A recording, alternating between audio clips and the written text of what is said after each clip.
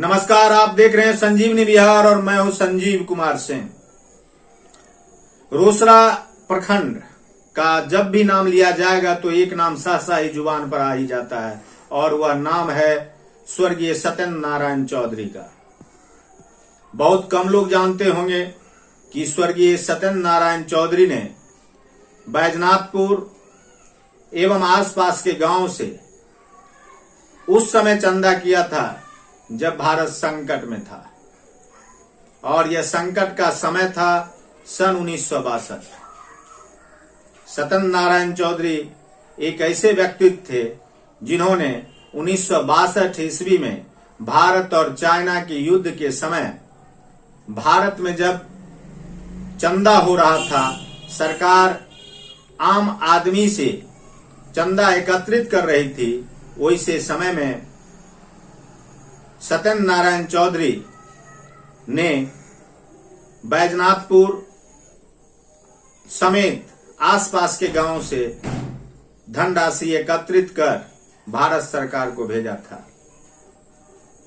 आपको पता ही है कि सत्येंद्र नारायण चौधरी की जन्मभूमि बैजनाथपुर राजनीतिक रूप से सत्येंद्र बाबू के समय में काफी लोकप्रियता हासिल की थी। इसका एक कारण यह भी था कि सत्येंद्र नारायण चौधरी उस समय बिहार के 2 दर्जन पदों पर आसीन भी थे और यह आसीन होने का मौका उन्हें 1962 में सामाजिक कार्य के रूप में भारत चाइना के युद्ध के समय धनराशि संग्रह कर भारत सरकार को भेजने को लेकर जो पॉपुलैरिटी हासिल हुई थी, उसी का परिणाम था कि उन्होंने 2 दर्जन पदों को हासिल किया। बताया जाता है कि सत्येंद्र नारायण चौधरी ने बैजनाथपुर गांव में विभिन्न शिक्षण संस्थानों की स्थापना की और पंचायत में मुखिया, प्रखंड में प्रखंड प्रमुख, जिला में जिला परिषद के उपाध्यक्ष एवं कुछ दिनों के लिए प्रभारी अध्यक्ष के अलावे जिला सहकारिता बोर्ड के उपाध्यक्ष समेत कई पदों को प्राप्त किया।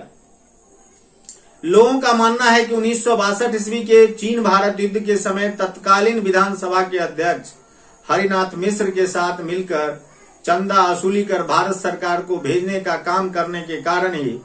उस समय कांग्रेस के बिहार के कर्णधारों ने सत्येंद्र नारायण चौधरी को उचित स्थान दिया और कांग्रेस के कर्णधारों की सलाह मशविरा पर ही रोसड़ा विधानसभा से 1985 में सत्येंद्र नारायण चौधरी को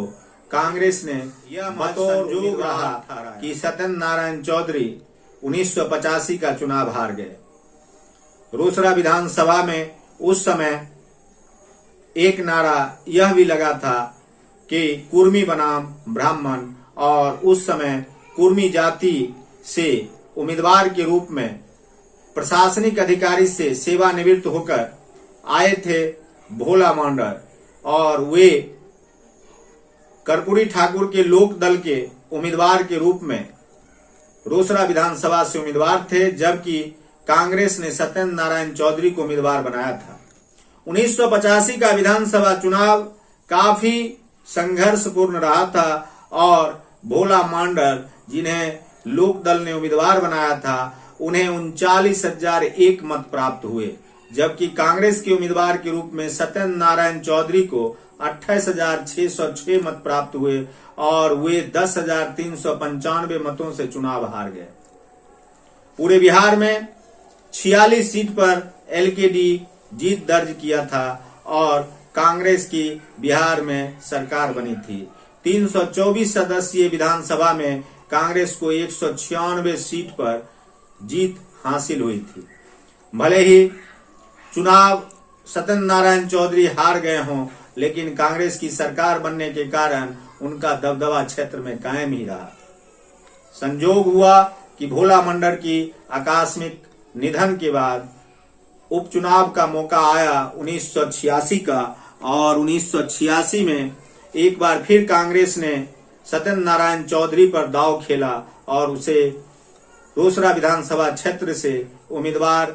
के लिए टिकट थमाकर रोसड़ा विधानसभा से चुनाव लड़ने के लिए भेज दिया गया।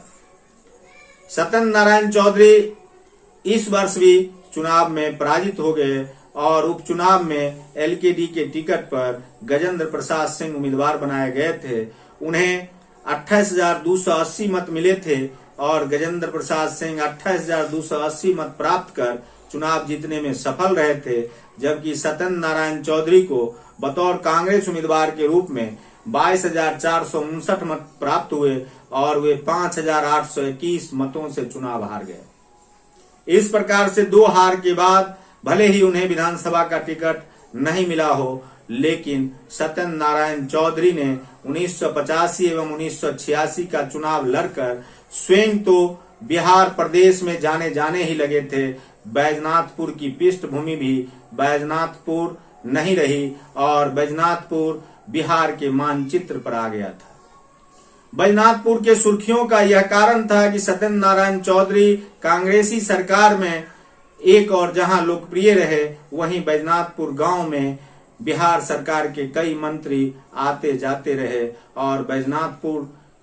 की पृष्ठभूमि, राजनीतिक पृष्ठभूमि काफी गौरवान्वित होकर क्षेत्र में लोकप्रिय हो गई।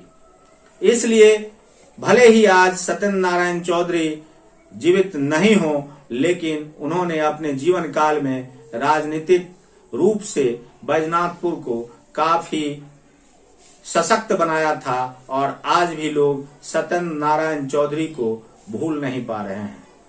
यदि आपको यह वीडियो अच्छा लगा हो तो इसे लाइक, शेयर, कमेंट करें और हमारे चैनल को सब्सक्राइब करें। देखते रहें संजीवनी बिहार, पाते रहें नई नई जानकारियां।